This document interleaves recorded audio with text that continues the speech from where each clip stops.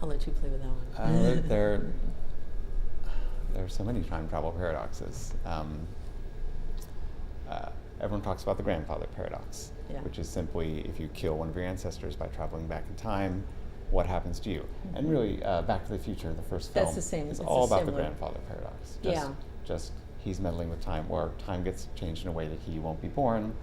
And the paradox is, it keeps going, because if Marty McFly isn't born, then he wouldn't have traveled back in time to mess things up. Yeah. So then he would have been born, but then he would have traveled back in time. It just goes on and on and on and on. Classic paradox. Yeah.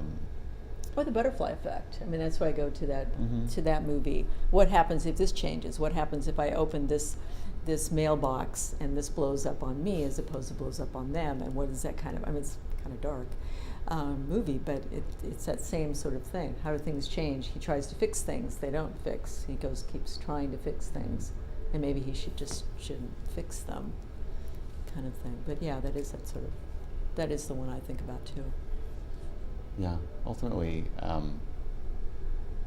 any act that would stop you from traveling in time and thus performing that act, it just breaks. And so people create a lot of, fiction writers create a lot of ways to get around like that. They say, oh, well, then the universe splits, and there's two versions, the one where it happened and the one where it didn't, or the one where you travel in time and the one where you didn't.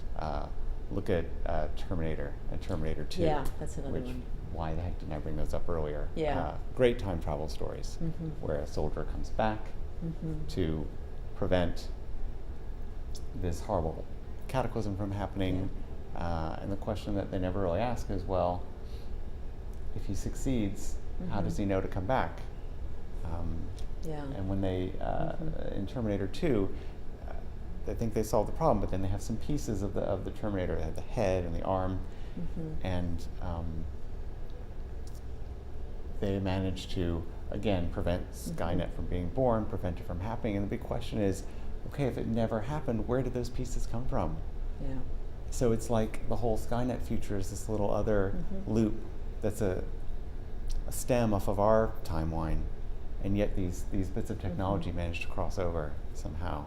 And if you think about it too much, everything falls apart. But I enjoy thinking about it because it's cool, because then you're like, well, what other side loops of time are happening or have happened? What pieces or knowledge might have come into our world from that? Yeah. That would be fun. Yeah. Or even, I'm thinking in terms of personal relations and stuff, looking at Groundhog Day with Bill Murray, because he keeps tweaking things, and every time he changes something else and changes something else till it kind of fits where he really wanted to be, kind of thing. But he had that over and over loops going round and around.